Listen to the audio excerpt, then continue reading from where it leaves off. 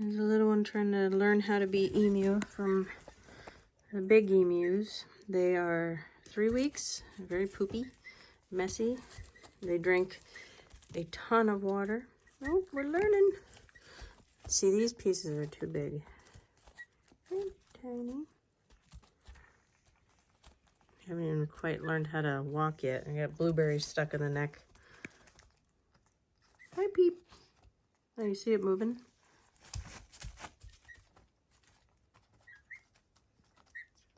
It's quite the blueberry that it swallowed. Last night they were out here hissing at this little one. They were very, very scared of it.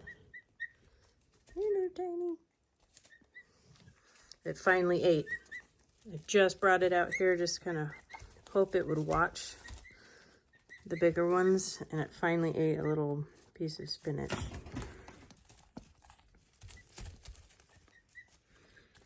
So I'm waiting for the weather to change right now. It's still too cold. They don't need heat, but obviously a little tiny one needs heat.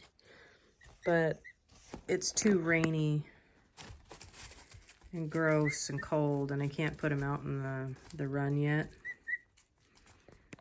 So I'm just kind of waiting, hoping in the next week or two it'll warm up. So this little one, I'll just put a little heat lamp out there just in case, because it's, see how tiny it is compared to these guys.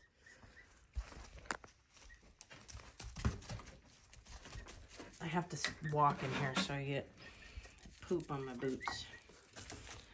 But they go through so much water. Oop, I constantly have to come out here and fill up that little thing. But I never expected to keep these guys this big.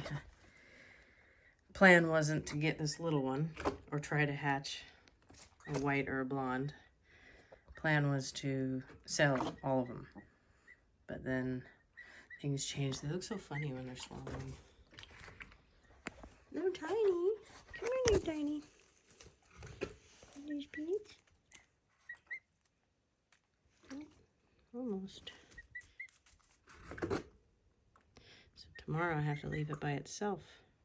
We're going out for the whole day. Ew. There will be food and water and stuff, but I'm just gonna leave it inside.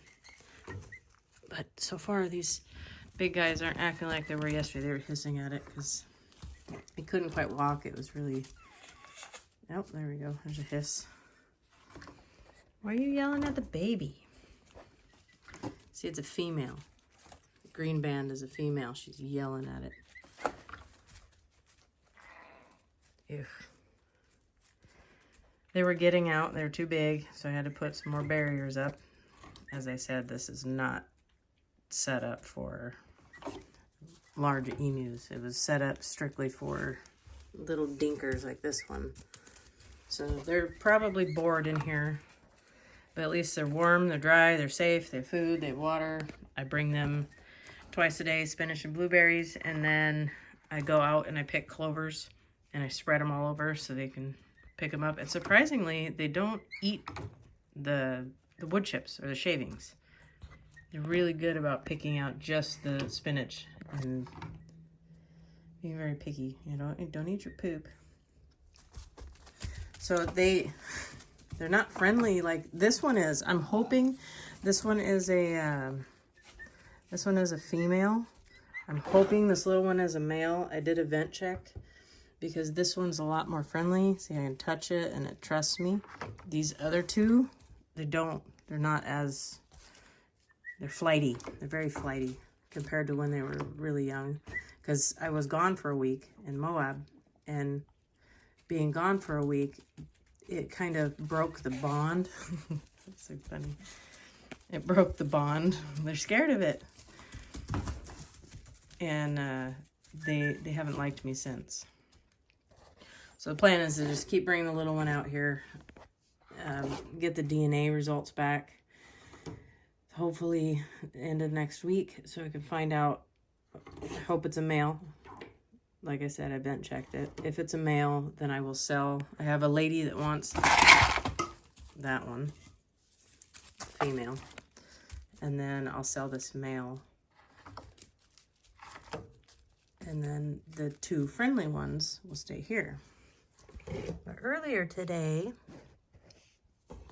I shut the door to the office, or at least I thought I did.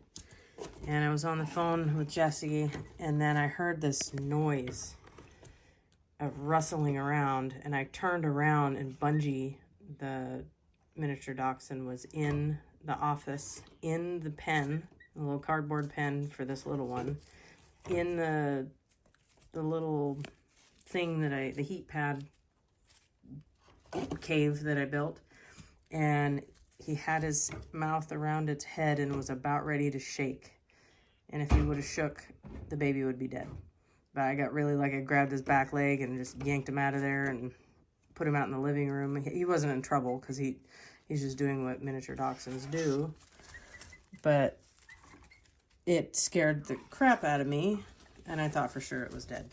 It was shaking his head, and I thought he must have shook, and, you know, it was gonna die. Well, it didn't. I got really, really lucky. They're weird. So they hiss at it, but then it sits over here by the water, and then they don't hiss at it. Get a little bit more water before I head out. Like I said, I have to fill this up and fill it up and fill it up. And I think they spill some of it. But I'm not going to clean this pen again. I'm just going to add some fresh... Whoa. I'm going to add some fresh... Whoa. Holy cow. I'm going to add some fresh chips to kind of keep it dry and not as poopy. And then once they go outside, I'm going to tear this down and put it away for next year. Because so far, it has worked very, very well. I'm pleased. So, little one is not quite ready to be out here, but I'm bringing it out here to kind of work with these guys so they can get used to a little one of them. You see on the top of their heads, they're brown because they go up to the heat emitter and just put their head on it. And they burn their feathers. See, I'm too tall now, but I have to leave. Come on, guys. They're little spastics.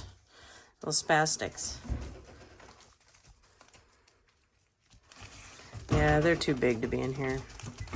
Looking forward to the weather change so I can get them outside. So they can be outdoors and have a lot more space. They'll have probably 5-10 times as much. Hi, little one. You want to go inside? Come on. I'm going inside. Peep, peep, peep. I just wanted it to watch them eat, watch them drink. Kind of get an idea of what they're supposed to do. Oh, they're pooping and making noises. They're gross. The blueberries must be moving. Okay, I am going to take the little one in. We are going to go eat some spinach and go to bed.